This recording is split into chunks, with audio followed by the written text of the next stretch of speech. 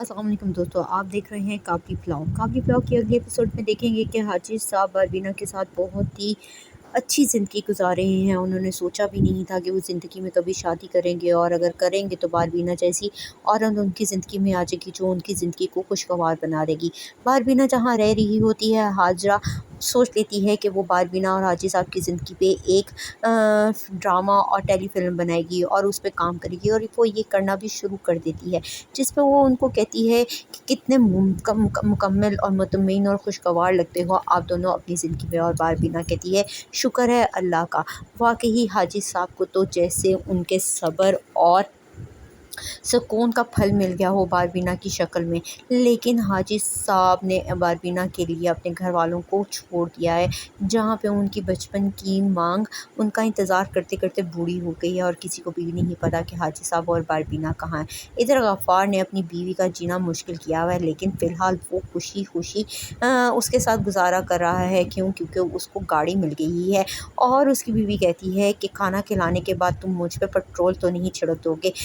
जिस पर गफ़ार कहता है पेट्रोल छिड़कना होता तो कब का छिड़क के तुम्हें जला चुका होता। जिस पे उसकी बीवी कहती है वो तो मैं कब की जल चुकी हूँ गफ़ार।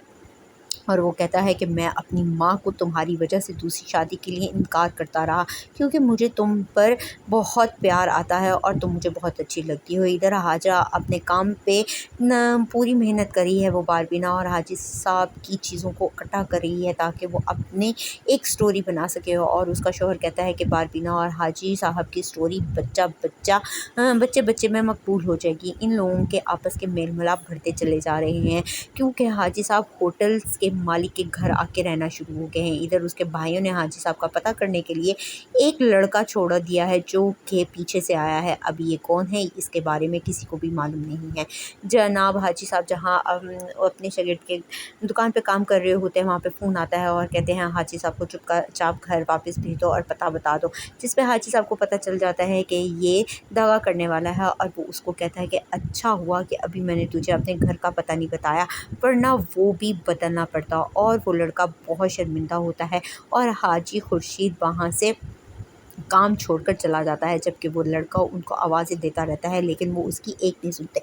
इधर गफ़ार की जनाब एक नई डिमांड आ गई है, और वो अपनी बीवी को कहता है या तो तुम शोरूम मेरे नाम कर दो, या फिर मुझे बच्चा दे दो। और अगर तुम मुझे बच्चा नहीं दे सकती और शोरूम भी नहीं दे सकती, तो फिर याद रखना कि मुझे फ़ैसला करने में देर नहीं लगेगी।